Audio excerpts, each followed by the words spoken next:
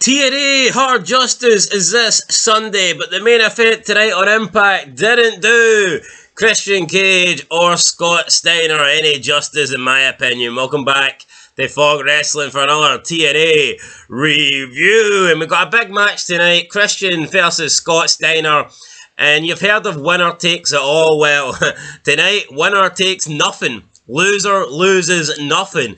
It was a match that was they tried to build up as this big match, this important match that had a lot on the line, it had a lot of stipulations, but in reality, it had jack shit. And while I do appreciate TNA giving you good matches on free TV, you got to wonder, should this maybe have just been saved for the pay-per-view?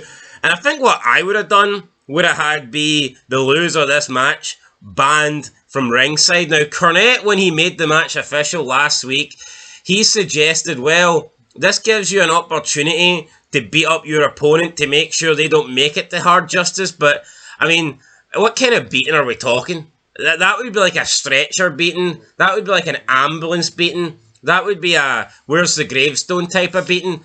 Realistically, I think there should have been something at stake in this match where the loser was banned from ringside and therefore they effectively would not have had an impact in the Sting Jeff Jarrett match at Hard Justice. But instead it was just it's a singles match, and if you can manage to beat up your opponent so badly that they don't show up at Hard Justice, then that's good for you. But in reality, both Christian and Steiner make it to the main event at Hard Justice, so kind of fell flat.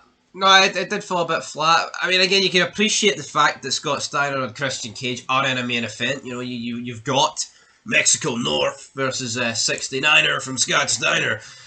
But at the same time, it feels... do you not feel like Scott Steiner never really hit the heights he really should have after WCW?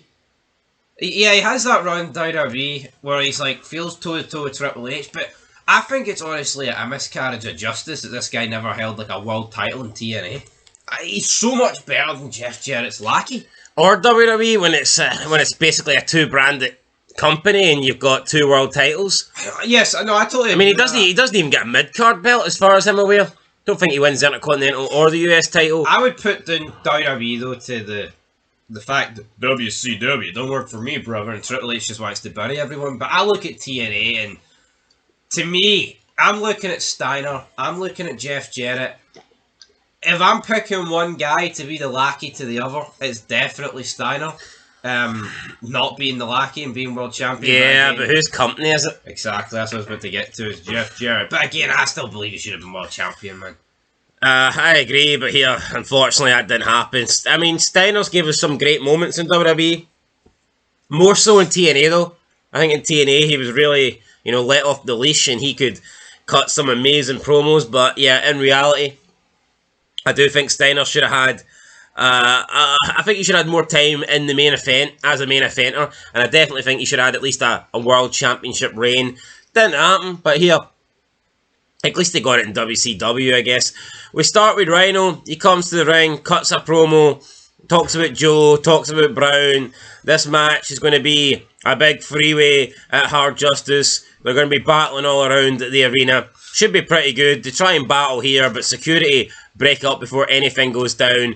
And it's going to be Rhino versus Brown versus Samoa Joe. Three big men. Hard Justice. In a Tupperware box. I'm surprised there was no reference to ECW and McMahon here, but he held himself back this week, Rhino. He did, right. We got some footage from Sting during his WCW days and pictures and stuff like this, flashbacks, and then they also showed him at Final Resolution and Sting's retirement and Impact after that. So, yeah, they're trying to build up Sting versus Jeff Jarrett as possibly, Sting's final hurrah, his final go, his final... One man's obsession brought him back. Right, then we got Chris Sabin, Jay Lethal, and Sonjay Dutt. They defeated Kevin Nash, Alex Shelley, and Johnny Devine. I mean, it was alright, but I just think that Kevin Nash is losing way too much considering he is in a division right now with guys that are a third his size. Literally a third his size, because, I mean, he is fucking gigantic. Even when he sits in the fucking wheelchair, man, he's bigger than these guys, but... And the thing is, Alex Shelley and Johnny Devine, they're taking a lot of L's when they're wrestling on their own. So I think they shouldn't be taking any L's when they're wrestling with Kevin Nash. But for some reason, that's all they seem to do. Yeah, I mean, you can almost accept it with Johnny Devine, but I thought Shelley'd be a bit more protected. Well, none of them are. They lose all the time. Even when they're teaming with Nash, they lose, so it doesn't make any sense to me. We then go to the second segment of the Jarrett Sting videos, and they're doing the whole paparazzi production thing where Shelley was following Sting around. I actually liked that. I thought that was some good shit. I like Shelley's had a decent year. He has, right. We also seen Sting return at Destination X, and we also seen him come out as Steve Borden. A bit weird to see Steve Borden like clearing about 8 guys from like Steiner to America's Most Wanted, Team Canada. Yeah, that pay-per-view's a bit of a mess at the end. It was just strange. If I'm going to buy Sting beating up 8 guys, it's going to be Sting with the cloak and the face paint and the baseball bat. But when Steve Borden comes out with no face paint and is just throwing fists and he's beating up 8 guys, it is a bit questionable, but whatever. Anyway, we come back for the break. We've got Borash with Young, and Young wants a job, and it gets announced that Young's going to have a chance to keep his job, as he's going to get an opportunity to impress to this week, not tonight, at the weekend, at the pay-per-view. He's going to be taking on, is it A1 or Johnny Devine? I think it's Johnny Devine. Johnny Devine in a house that set the place on fire. The roof was absolutely smoking. This match was so good. Aye, anyway, we'll talk more about that in the review for that pay-per-view. Right, Hernandez with Conan defeated Christopher Daniels. So, yeah, Hernandez comes in, hits the Cracker Jack on Daniels, and then Homicide made the cover. So it's actually, the results here are saying Hernandez won. Homicide actually won, and that's what I thought. Because it was Homicide versus Daniels, and yeah, we got Hernandez coming in, hitting the Cracker Jack, 1, 2, 3. Then after the match, AJ Styles ran down with the neck brace on. He cleared the ring, and that was it pretty much. They had to get out of there, and AJ Styles is standing with the steel chair. We then got another Jarrett Sting segment 3, and it featured highlights for Lockdown and Sacrifice. Then we got Abyss defeating Shark Boy, because Abyss is he's the Iron Man, I guess, of TNA. He's the guy that wrestles nearly every single week. I refuse to believe this guy's actually scared of Bruce Pritchard, man. What a fucking disaster that is sad. Anyway, because a fucking match went 2 minutes over. Black Hole Slam on Shark Boy. Then we see James Mitchell call out Runt. Runt's been all over the arena. Runt's been calling out Abyss now for a couple of weeks. Abyss comes up the ramp. You should have listened to your brothers when they told you to stay out of the business. I mean, it was a good... James Mitchell, never seriously underrated guy, but what this proceeds to is a big brawl between these two. I mean, Biz should kill him, but Brother Runt gets the upper hand. Well, hold on. First of all, Abyss goes up the ramp, and Brother Runt jumps off the Titantron. Yeah, I know. I'm about to get to that. How? You're talking about the brawl? Well, yeah, well... Yeah, he fucking... I tell you what, man, I think the TNA ramp was very fucking good, by the way. When in WWE, they never actually had... I mean, yeah, in the game you had the fist, but the TNA ramp always had these cool-ass spots. I think of, like, Kurt Angle jumping on a bit. I think of Jeff Hardy all the time, Brother Runt here. I like the TNA ramp. Anyway, Brother Runt, he jumps off, like, the Titantron. I know TNA don't really have one, but... It's like a ball. Whatever it is, he jumps off it, and then him and Abyss kind of slide down the ramp. It was a pretty... It was weird though, because you pretty good, like, cross body. You could see like the sweat on it. It looked fucking slippery, like a game show or something, like total wipe it. Yeah, and then Brother Runt hits the Dudley Dog, and we got Raven looking on. Raven looking on at the top of the ramp. Don't know what he's staring for, but there he is. Then we got Jarrett versus Sting, segment 4 airing. And again, just more highlights from the King of the Mountain match at Slammiversary. And I'm sick. We're both sick. We're both very sick. But again, I didn't like that King of the Mountain match, folks. I didn't like the fact that you had fucking Christian and Sting sitting at the top of the ladder playing Who Wants the Belt. And then Jarrett just gets handed it by Jim Cornette. Jim Cornette, I don't know. See, before we rewatched this, I looked at this. I looked at Jim Cornette thinking, he had a decent run in TNA.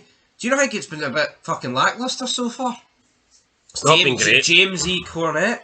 I don't like Cornette. He's a fucking weirdo. I don't know why he made the decision to give Jeff Jarrett the belt. Yeah, because... I mean, it almost screams of like a heel authority figure, but he's definitely a he's portraying himself as a guy that's going to call it down the middle and get rid of all this like shenanigans. But it's fucking how Jarrett got the belt, and yeah, Jarrett gets the belt, and then at the fucking next pay-per-view doesn't even defend it. It was like a fatal 4-way match. Yeah, we seen Young. He was giving gifts as well to Cornette. Gave him food from Wendy's, whiskeys. He also gave him a tennis racket with JC on it. He's like, I don't drink anymore. You think I'm going to eat? I'll put on all those pounds. I don't remember what he said. He claimed the JC was real, like, jewels. The JC was in jewels, when in reality, come on, Eric Young, you're earning a TNA paycheck here, so there's no chance that these are real jewels. But that's what he claimed, and that was Eric Young's gift to Cornette. But Cornette's gift is going to be Young versus Divine, and he tells Young, you better not lose. So looks like it's going to be Young versus Johnny Divine at Hard Justice, and if Young doesn't win, then Young's out of a job. That's what I'm going to assume here. Then we get Christian Cage versus Scott Steiner, and before much can really happen, Jarrett then runs down. There's a DQ. I mean, it's overdone to death, this with Jarrett, I think. Yeah, no, definitely. Then Jarrett puts Cage in the sharpshooter. The lights go out, and when the lights come back on, Jarrett is locked in the Scorpion Deathlock. So, yeah, Sting's got the Scorpion Deathlock on Jarrett, and then he gets rid of Steiner.